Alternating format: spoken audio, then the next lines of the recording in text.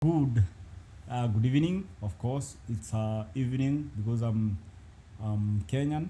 I'm in East African time. So I am Njiri Peterson. Yeah, of course, and as usual. So I want to bring you something today, and I want to be very specific. I want to take a few, just have some few minutes to explain something that we do not understand. The number one the number one worry that everybody, even the president, the MP, the ministers, and everybody, uh, and even the pastors, everybody worries about death, especially when they're young and they have not finished their maybe their list. Let me just put up like Paul said. So I want to tell you something that maybe can change you a little bit. It is not that disease that kills only because God has power to heal. There are only two things that activates death in your life. Only two things. And I'm talking about physical death. I'm not talking about spiritual death. I'm not talking about the tragedy where you die at 20 but you still continue living up to 40. No, I'm talking about physical death. Like, yeah, I'm talking about that. So there are only two things that can activate death. Number one, you've finished your race. And the second thing, and the second thing, people think it's a theory, is sin. The Bible says that the wages of the wages of sin is death. Maripo ya mshahara wa dhambi ni mauti. That is what we say in Swahili. So the first one is very common, and Paul says, "I've finished my race." Paul's welcomes is death, because that's very normal.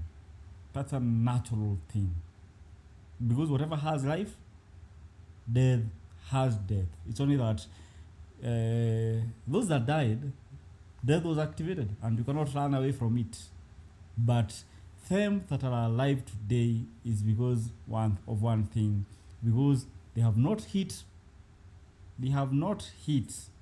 their their they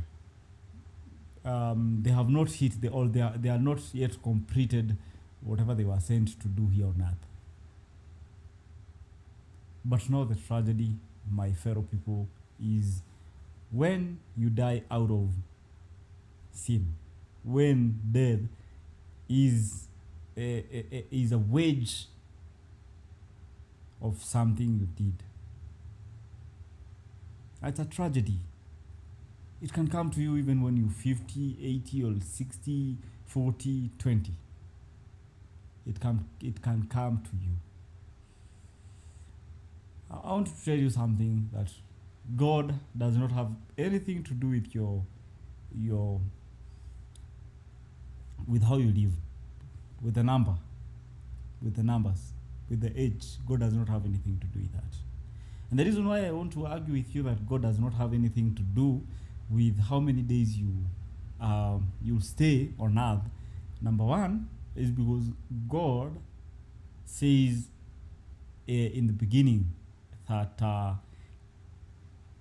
I have I have given you something. I have given you all the types of fruits in Eden, but I have just not give you permission. I have not given you permission to eat from one tree. And then he says that when you eat, because remember what I said, that something that has life has an activated death. So Even in that time when God gave Adam life, I don't know if you get it. When God gave Adam life, death was there, but it was inactive, because whatever you give life, it is something natural. Since the beginning of the beginning of this world, the very first time the world was created, and the very first time life was created, death was created in it too, but it was very inactive. And so God says, I've given you instruction, and please heed to them. So I don't want you to be confused of what I'm saying. I'm just trying to tell you that the wages of sin is death. That's what I'm saying. And also just trying to elaborate a little bit and tell you that if you want to have a good life, and if you want God to clean away the leprosy in your life, go away. Run away from sin. Run away from it. I'm not promising you eternity. I'm not saying that now that you do not sin, or now that you are so cautious, your mind is so I would say sharp, is so sharp on the things that you do. Now you do not sin knowingly.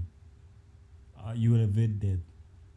What I'm saying is that the promise of life that God promised Abraham to us, the descendants, that we shall live up to a good old age. By doing that, you will inherit. You will inherit it. I am still setting up for a professional live streaming studio. I'm still working on it a little bit. You know, there is challenges of money and everything.